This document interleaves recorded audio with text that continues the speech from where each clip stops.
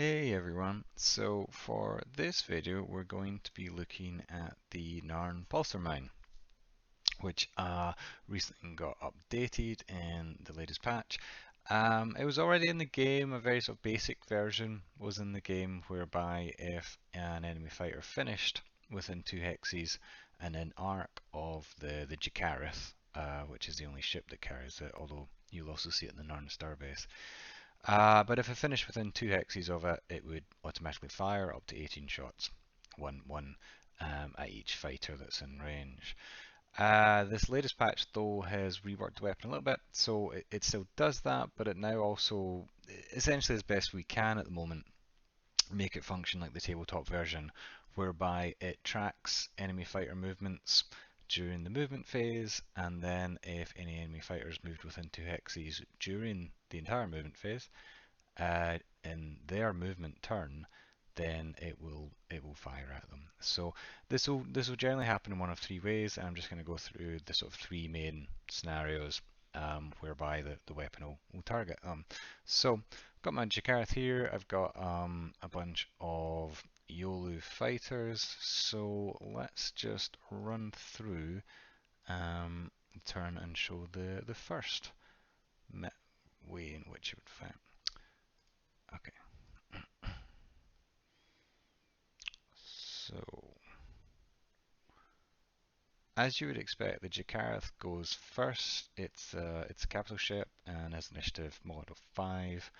Everything's moving pretty slow at this point. Fighters will generally go first. So it moves. At this point, we're not really looking for any sort of range checks here. The ship's move itself isn't relevant. What matters is the ship's position when an enemy fighter moves. So had the fighters moved before the Jakareth, then this initial hex would have been the one that mattered for range check and art check, but now because the Jakareth has moved first, it was this one. So what I'm going to do in my other browser is just now move one of the fighters, and this fighter any second now. Oh, not quite. I have to do all the fighter movement. 1 second.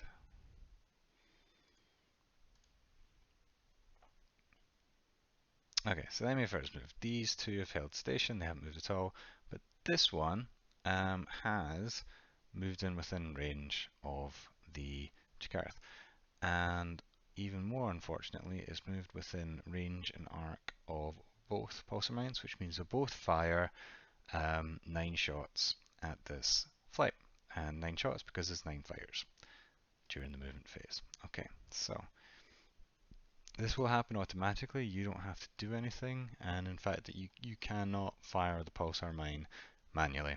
It'll either fire because fighters moved within range, or it won't. Okay, we can see we've lost 1 fighter, but let's just double check that we got our 18 shots from it. And indeed we did. We did 18. The chance to hit is just basically ignores all jinking, ignores EW. It's very much just the fire control of the weapon 20 versus the profile of the fighters, in this case 45, and that's why I see 65% chance hitting. So we can see 12 out of 18 shots hit, and we did 48 damage. So it against YOLO fighters too, they've got an armor of 4, so against fighter fights, this weapon is absolutely deadly, particularly if they get caught within the arcs of 2 pulsar mines. Okay, I'm just gonna pause the video for a second while I move things on and show you the second way that this pulsar mine can catch fighters out.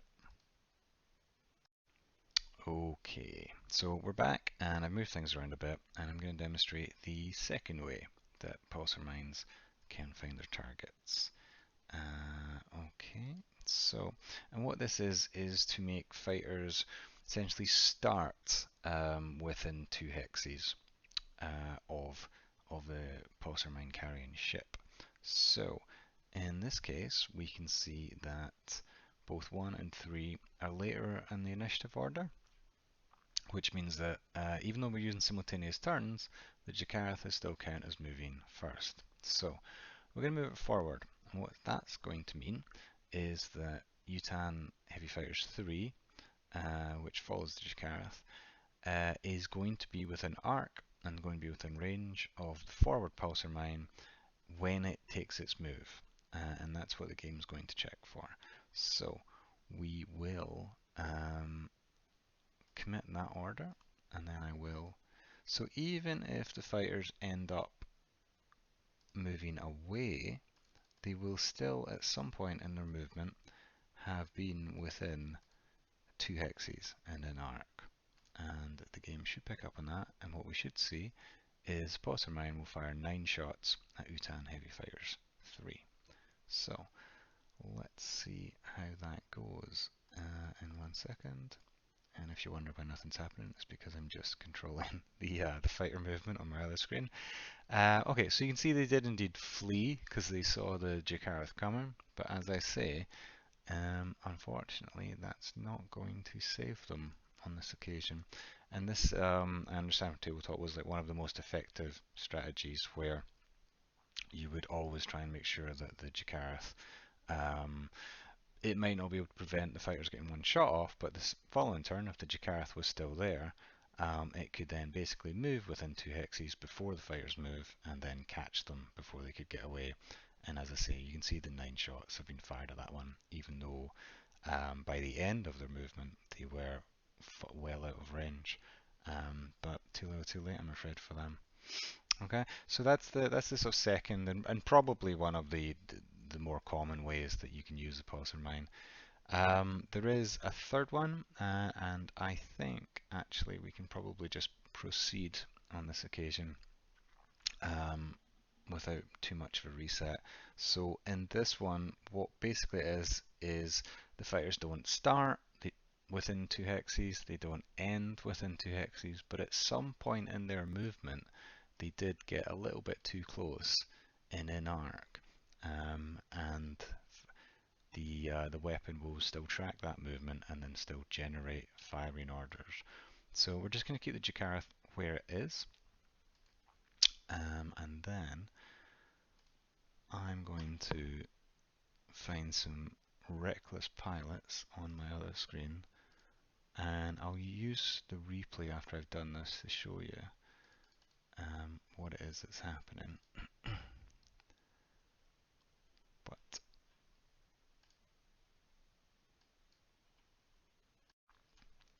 sorry for the jump there. I realised I'd made a mistake and not actually moved the fighters, but let's press on, and we should get to fire orders in 1 second. Yeah. So you see, it's this one that we're interested in now. Heavy Fighters 1. And it doesn't look like it's in arc or in range, but I can tell you that it is going to attempt to shoot them. And we'll see why in a second. So, what happened? Well, let's start at the movement. So the Jakarth didn't move. We knew that. These fighters didn't move. These ones did. So let's have a look. And we can see, yeah, just briefly, it moves into this hex here. And then as a result of that, because that hex is in arc of both pulsar mines, it gets shot 18 times, or fired at 18 times, 9 of which hit. So you can see again, it just briefly flirts into the danger zone, realizes a mistake, tries to run away, but it's too late. And this is one of the things that just makes the pulsar mine like just such a great area denial weapon. So you can keep fighters pretty much safely. I mean, no one wants to get shot by this.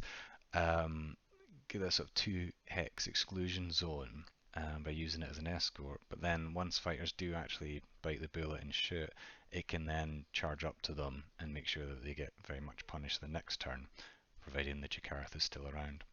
Okay, so hopefully that was helpful way on how the pulsar mine works, and hopefully you have fun using it. Cheers.